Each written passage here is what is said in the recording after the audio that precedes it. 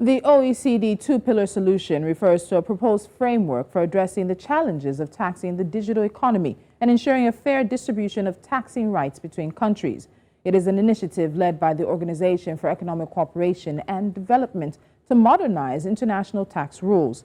Now, the two-pillar solution is intended to benefit both developed and developing countries. And while developing countries have their concerns, they are taking active part in the negotiations. The outcome of these negotiations will determine the actual impact of the two-pillar solution on developing countries and the specific mechanisms for its implementations.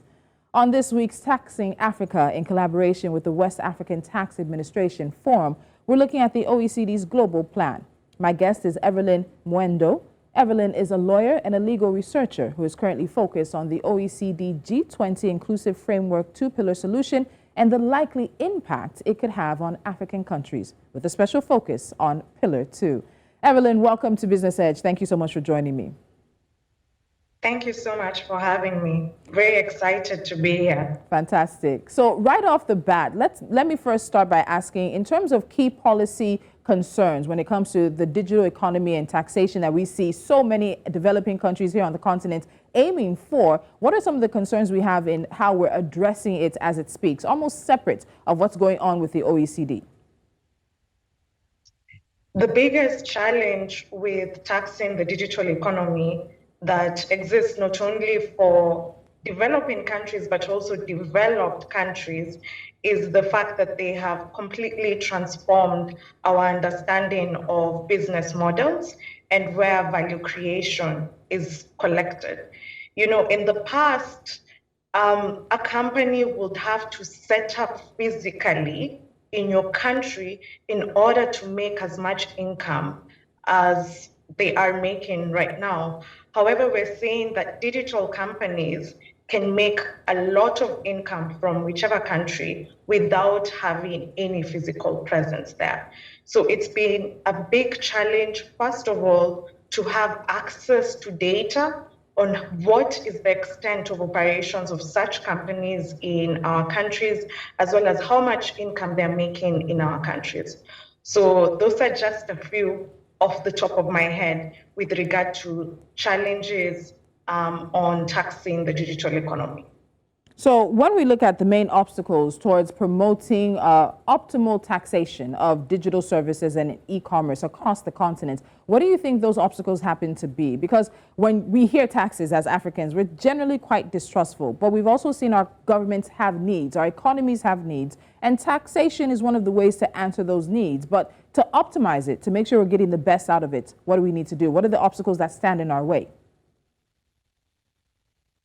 I do hear you. There's a lot of there's a lot of lack of compliance and a lot of fright when taxpayers within the African continent hear that we need to tax this new sector of the economy, particularly the digital economy, which is full of young people within the continent. However, what we're talking about is fair taxation and getting everyone, including multinational enterprises that benefit from certain services within our country, including our very young and active labor force, to pay their fair share of taxes within these countries. So I think we need to make it clear that what we're asking for is that everyone pays their fair share, because we are paying our fair share as individuals within our own countries. Therefore, multinationals should not get to also escape that responsibility or that tax obligation by taking advantage of the loopholes within the international tax system as it is right now. All right, so while African countries have been taking part in the negotiations over the global tax plan, in some ways, it feels like we may not have much of a choice. So I'm going to ask a two-part question here. First part of this question, what are the potential policy mistakes we would need to avoid should African countries end up adopting and implementing the two-pillar solution? Okay, let me get into the meat of it. So there are several. But let me underline the fact that it is going to majorly impact tax sovereignty for African countries because, number one, of the fact that in order for us to take part and to benefit from this global tax deal, we have to remove or eliminate all unilateral measures that we have on the digital taxation, on taxing the digital economy. So things such as digital services tax. The other thing is another way in which we would be sacrificing our tax sovereignty is because of the need to have mandatory dispute resolution when it comes to any disputes that may arise from the implementation of the global tax deal with regard to taxation of the digital economy. So we're talking about Pillar 1 and Amount A particularly. So the challenge with mandatory dispute resolution is, first of all, who is going to oversee that dispute resolution process? It's supposed to be an independent group of panelists or an independent group of experts who are supposed to do that. If there isn't enough representation within that panel from developing countries and from African countries specifically, then it is only fair that you're seeing African countries are shying away from this process. We've experienced investor-state dispute resolution mechanisms. We've experienced it in various platforms in which there wasn't adequate African or developing country representation. We've experienced hefty legal fees as well as unbalanced decisions. So you're looking at Pillar 1, Amount A, and honestly, it has very little revenue gains for African countries. And at the same time, when you look at the binding processes they're trying to introduce, there isn't much of a benefit or an advantage that we will be getting out of this. And then lastly, with regard to Pillar 2, and also Pillar 1 is the complexity of the rules and how much it would cost our tax administrations to implement this. It's like when you do a cost-benefit analysis and you know the administrative costs outweigh the revenue gains that we potentially get from this, and yet we're sacrificing our tax sovereignty to a large extent. And it just also are the questions of the inclusivity and the participation within this whole procedure and generally within OECD processes. I mean, in the first place, African countries were not part of the agenda setting process for the base erosion and profit shifting project. We were not part of it. We found it here. And then we started taking part through the inclusive framework. And even within the inclusive framework, it's been quite difficult for African countries and developing countries at large to push for policy positions that work for them.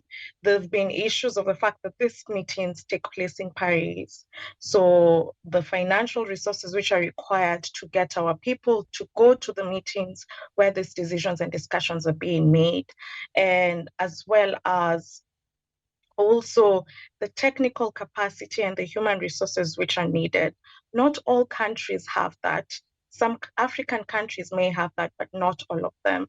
And even when we do engage with these processes, even when there is a lot of participation, for instance, the great work that has been done by the African Tax Administration Forum, we still see that our most consequential policy positions, our most consequential views are not being taken into consideration. And I'll just give the example of the fact that for Pillar 2, we argued that 15% global minimum tax was too low. We argued that it was too low, that the average effective tax rate in African countries is higher than 15%. Therefore, if we kept it as low as 15%, it wouldn't be of great advantage for us. And the various arguments that we made, it was disregarded. Eventually, we watered down, we moved from 21% and all the way to 15%. Okay, so it's a bit... Yeah. So, Everett, you've listed out a number of things that raise really serious concerns. And at the end of the day, somebody would be asking themselves, so why then are we expecting African countries or African economies to take part in this global tax plan? We know that Nigeria and Kenya held out, but Kenya's President William Ruto now has rescinded his objection, I think it is. Nigeria, we're still in the process of negotiating. The OECD did send a team. So that leads me to the next part of the question, which is what would actually happen if a country like Nigeria, or maybe if Kenya goes back, if the president says, you know what, I've rethought this. What would happen if countries actually said no to this plan? I won't be part of it. It's not going to be as advantageous to me as me holding on and, of course, working through the complexities of my own tax plans and looking for ways to tax these multinationals. What exactly would happen? Thanks. That's a really important question. So I'll start by saying that while we're seeing a residing of, certain strong stances with regard to still maintaining digital services tax and other unilateral ways of taxing the digital economy, is because honestly, we're getting a lot of pressure from developed countries.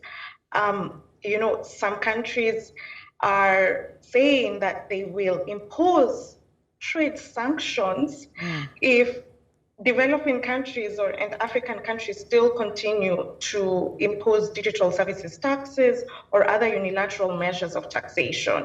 We're seeing quite a lot of pressure on African countries, and also not just African countries, but some developed countries, whenever they decide to take progressive policy positions with regard to taxation, for instance, public country by country reporting, and the instance of Australia. So there's a lot of pressure. So what I will say, and I'll be quite honest, is there will be some reaction, and perhaps a negative reaction from certain countries if African countries do decide to go with unilateral measures of taxation, such as taxing the digital economy.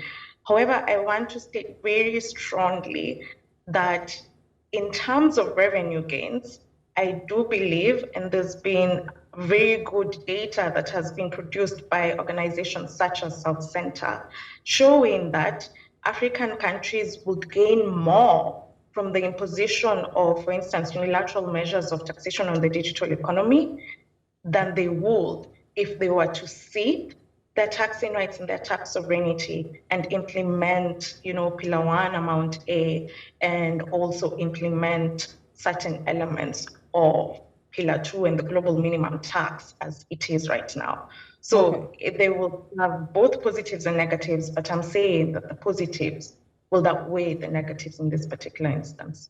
So I want to pick up something you said, which was about the trade sanctions, because it is an aspect of the negotiation that has been flagged, and that has to do with the headquarters. So because of the varying rates of taxes across markets and then the concentration of multinational companies in the United States, it implies that it's actually the U.S. that would bear the most, that would gain the most in terms of taxes of digital service export. So in terms of the implication of such a scenario, especially as you talk about trade sanctions, are we really seriously seeing developed countries saying that they would be retaliatory in taxation or even trade wars, even though we've seen something about it recently with the U.S. and France with some of these retaliatory trade sanctions that have happened in recent times? Is that really something that African countries should be wary of? And then at the end of the day, if you're forcing me to sign up to what you claim is a global initiative for the betterment of the world, doesn't that also hit at the credibility of what the OECD is trying to do? Yes, you pointed it out exactly. I mean, recently within the US Congress, we saw some activity take place in which they were trying to come up with retaliatory measures against any countries that, for instance, will decide to impose unilateral measures of taxation on the digital economy. And this is specifically for countries which have some sort of trade or investment relationship with the USA, or it's in the process of getting into such. So for instance, Kenya, and this is why I think we saw a bit of, how do I say, withdrawal from the stance of continuing the imposition of digital services tax in Kenya, because Kenya is currently in the process of trying to enter into a new trade and investment agreement with the USA. However, and there's supposed to be a whole chapter on digital trade on this. And so countries which are, mostly the parent or the resident states of such digital companies are coming up very strongly, specifically the USA, against African countries and developing countries generally taxing the digital economy in that manner. And just not only are we seeing pressure from the USA, but we're also seeing pressure from the OECD. So even if the tax deal doesn't exactly favor us, I mean, countries are being told just concede.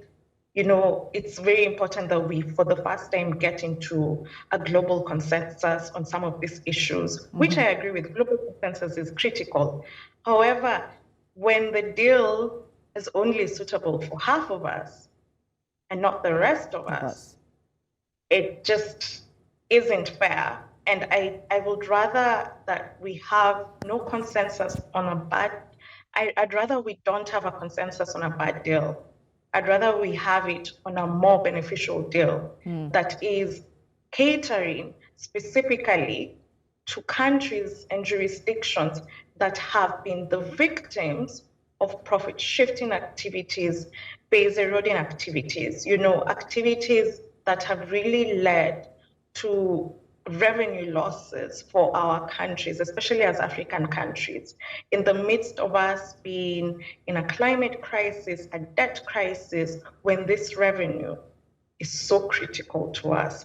So I would rather that we have consensus on a better deal than have a consensus on a deal that does not suit us at all. Okay, interesting enough, earlier you had mentioned the global anti-base erosion rules, and that at the end of the day, we came to the table after this had been set and it was just handed to us to accept. But there's also the subject to tax rule as well, and those are part of the provisions of Pillar 2, which could be said to be appealing to some developing countries. So, Evelyn, I'd like to get your thoughts on this. Would you recommend the global anti-base erosion rules and the subject to tax rules as some of the strengths of Pillar 2 when it comes to what developing countries, particularly African economies, have to look out for, have to look forward to when it comes to this global tax deal? So, as I mentioned, the global minimum tax was really meant to address the issue of harmful tax competition, as well as the issue of low tax jurisdictions and how they erode the tax bases of countries that particularly have tax treaties with them. And I'll say that there are some aspects of these rules which were very, very promising. For instance, the subject to tax rule was meant to be a rule that essentially addressed base eroding payments, and it was meant to, protect source country taxing rights. And, African countries are always source countries. We aren't the capital exporters, we are the capital importers. So when we get into these relationships, trade and investment, it's very important to protect our source taxing rights as African countries. So it was the subject to tax rule, for instance, was meant to address base eroding payments and give African countries some level of protection of taxing rights. However, the problem is the way it is right now, it's been watered down. So for instance, it's only going to be imposed on companies or entities that have a relationship, so only related parties. That's number one. And then it's been limited to certain payments only. So we aren't seeing, for instance, capital gains as per the OECD approach. There are a lot of payments which have been left out from the subject to tax rule. And then also, quite honestly, it's been a bit disheartening to see the slower progress on the subject to tax rule as compared to other rules within the OECD and within the inclusive framework. So for instance, the subject to tax rule is meant to be implemented through a one-off provision, like a standalone provision, or that would introduce the subject to tax rule and pretty much modify our existing double taxation agreements. However, we haven't even seen a sample of this rule yet. I know it's meant to come out by the end of this month, so we're looking forward to that. And at this juncture, I would like to mention that while the OECD does have its own approach to the subject to tax rule, there's also the United Nations approach to the subject to tax rule, which is far more favorable for developing countries than it is right now. So the UN Tax Committee has developed an alternative which can be implemented by developing countries and in fact negotiated bilaterally, if possible, by developing countries at this juncture. Okay, So Evelyn, I want you to pause on that because in previous conversations about this OECD plan, we've seen that developing economies and particularly countries here on the continent are much more in favor of the United Nations stepping into the global tax conversation than what the OECD is presenting. So I want us to pick up on that, but I do need to take a quick break right now and get into some headlines. But this conversation will continue on the OECD two-pillar solution and the way forward for developing countries. It's been a long time in the making, and there are parts of the solution that are meant to come into play, come into action in the next year or so. But will African countries truly benefit the way that the world says we will? Let's continue the conversation after this.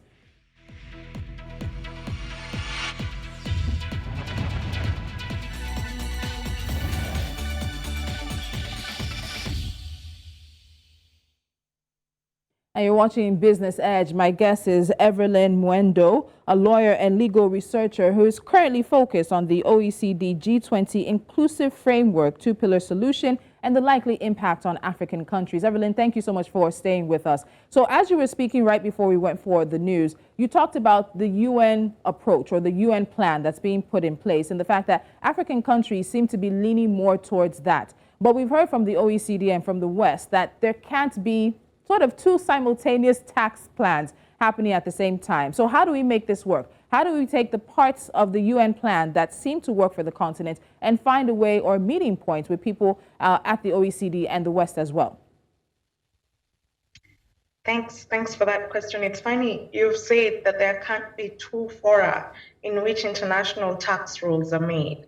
So I would vote for the one which is more inclusive and which has more participation, particularly from developing countries, and which has more legitimacy to be the one that takes leads on issues of setting standards and setting international tax rules for pretty much the whole globe, for the whole world to follow. So I think it's interesting that you bring that up in light of the fact that last year there was a United Nations General Assembly resolution in which several countries being led by the African group, voted for the establishment of an forum for international tax cooperation that would be led under the United Nations. So I think in light of this, I mean, there's a lot of already support for a UN-led tax body. And honestly, this isn't a conversation that began 1 or 2 years ago. The call for an international tax body away from the OECD began almost around 20 years ago. And over time, we've seen such calls consistently being crushed or ignored whenever they were brought up in various fora. So the time is now in terms of moving away from letting the OECD, which isn't per se legally a legitimate process, nor is it a really inclusive process or forum for international tax cooperation, and moving to a more inclusive and legitimate forum, such as one that will be led by the United Nations.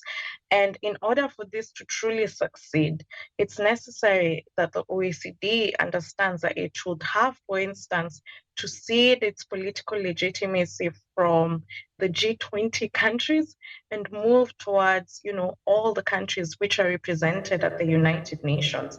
And perhaps this would really help. Not perhaps, actually. It really would help with gaining consensus on some of these international tax issues that we're seeing, especially from European countries and African countries. All right. So I want to come back to sort of the conversation around tax competition here and how this solution may help or hinder at all. So in terms of how strong tax competition is on the continent. Evelyn, let us know what you think about that. How strong is tax competition? Then in terms of the two-pillar solution, particularly Pillar 2, which is aiming to set a global minimum corporate tax rate, how will that alter the competition? Tax competition is such a serious issue for the African continent that within every regional economic community, you'll find some sort of provision that tries to address issues of harmful tax competition. African countries are unfortunately, instead of operating as a single investment area, competing with each other to attract investors into their individual countries. And as they're doing this, what they keep doing is lowering and lowering their tax rates or providing more and more tax concessions to investors in the hope that this will attract foreign direct investment. The result of this is overall it's a lose-lose situation for all of us. None of us are gaining foreign direct investment that can be directly attributed to, tax concessions. Rather, we are all experiencing serious revenue losses on our part. And instead of taxing these multinational enterprises as are the main beneficiaries of these tax incentives, we're passing the burden to lower income individuals, to households. So it's a very, very serious situation. Now, the global minimum tax was meant to address this by introducing a rate of 15%. A global minimum tax rate of 15%, meaning that if a company wasn't effectively paying at least up to 15% on the income that corporate income tax on the income that it was making from your country, then a top-up tax would have to be imposed so that it could reach that 15%. Now, the particular problem that we're seeing within our countries is the fact that in the first place, we aren't even aware of which multinational enterprises are operating in our countries and what their effective tax rates are. Many African countries are not collecting this data. And the other problem is the rules, the way, like I said, essentially, the problems that these rules are trying to address are good. However, the manner in which they have been introduced, the manner in which they have been watered down, means that if we introduce them to our countries, they would cause more harm than the good that they were meant to implement in the first place. So they end up complicating. They end up complicating things for us at the end of the day. Yes, okay. And to a certain extent, they end up further eroding our taxing rights as source countries and as African countries to a certain extent with the way that they are right now. Okay. So you'll notice, for instance, that at the beginning, the countries which were supposed to have the right to impose that top-up tax and therefore collect it were not source countries. There were countries where the ultimate parent entity or the ultimate parent company of these multinational enterprises were. As far as I know, there are very few African countries that, are the parent jurisdictions of these multinational enterprises. So that meant that right was going to developed countries and not developing countries. So that was a huge problem. And then number two, the way that the rules are right now is, okay, we made noise about that particular rule. And so they decided to introduce a rule where African countries or source countries could then introduce what we're calling a domestic minimum top-up tax so that we would have the right to collect that top-up tax. And this is called the qualified domestic minimum top-up tax. It's a very long word. But I want us to pay attention to that qualified bit. You see, that domestic minimum top-up tax still has to meet the standards that are being set by the OECD. So it's not really domestic standards. Yeah. So Evelyn, because of time, I have to interrupt you here. So what you really have been able to also point out is even with this global minimum standard or the tax rates of 15%, the actual impact or the actual revenue for African countries is going to be determined by the number of multinational corporations in the country, the revenue derived from the digital services of the consumers in the market jurisdiction, but more importantly, the data, because you have to access the data to see these numbers, to know how much you should be getting. But at the end of this, we're having these conversations because it's about advocacy in partnership with the West African Tax Administration Forum. It's all about advocacy. So in terms of taxation of the African digital economy, the conversations with the OECD, or rather the negotiations, and even the negotiations and conversations happening at the UN level, how much benefit do we see from increased advocacy on taxation when it comes to these issues? This sort of thing that we're doing here now. It's very, very important that African countries know that there isn't just one solution to this problem, that they can take domestic measures, and there are also some alternative approaches that have been brought forward by the United Nations, who work tirelessly to provide policy options that work particularly for developing countries. The other thing that I will say is that it's very important that African countries do not take the data that is provided by, for instance, the OECD on some of these issues at face value. It's important that African countries do a revenue impact analysis. So between Pillar 1 Amount A and between the digital service tax and between the UN approach of taxing the digital economy, which is Article 12B, which one would give you more revenue? It's important that we make decisions on that basis. Another thing that I will say is I am very well aware of the statement that came out yesterday, in which it is said that 138 jurisdictions have agreed to moving towards implementing the two-pillar solution and are ready to sign certain documents which are critical towards its implementation. I will say this for African countries, that unless they sign and they ratify, especially these jurisdictions that are, the parent jurisdictions of these big digital companies, until they sign and until they ratify, I do believe African countries should adapt a wait-and-see approach. Okay. So do not sign away your tax sovereignty until they also do the same, is what I would say. And let's make decisions based on economic rationale and not political pressure.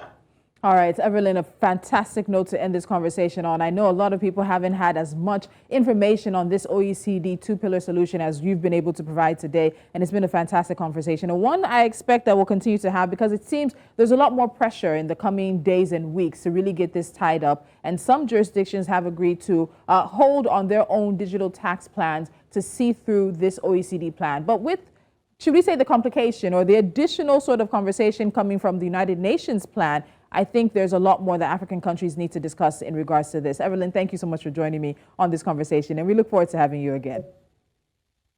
Thank you so much for having me. All right. And as she said, this should be about economic rationale rather than political pressure. And the pressure is on for African countries. Kenya and Nigeria were the last holdouts, but President William Ruto has said he's moving back from that and he'll go ahead to agree to the OECD's plan. There are conversations in Nigeria with OECD representatives, and we'll see how all of that plays out. But will African countries truly get the best part of this plan if there's so much that seems it's taking away their own sovereignty and taking away their potential to make as much revenue from taxation as possible? And then there's the data aspect. Will we really know how much these multinationals are making in our jurisdictions? Will they be willing to share that information so that we can tax them? I think it's a conversation that will continue into the rest of this year and probably next year before we see implementation, signing, and ratification. That's how we end things on Business Edge for today. Follow us on social media. We are at News Central TV. We have an app you can download and take us with you wherever you go around the continent and the world. And of course, you can watch us live on YouTube and many other platforms. At 12 p.m. West African time, you have News Central Now coming your way. I'm Tolulokwe Adela Rubalogun. Have a fantastic afternoon.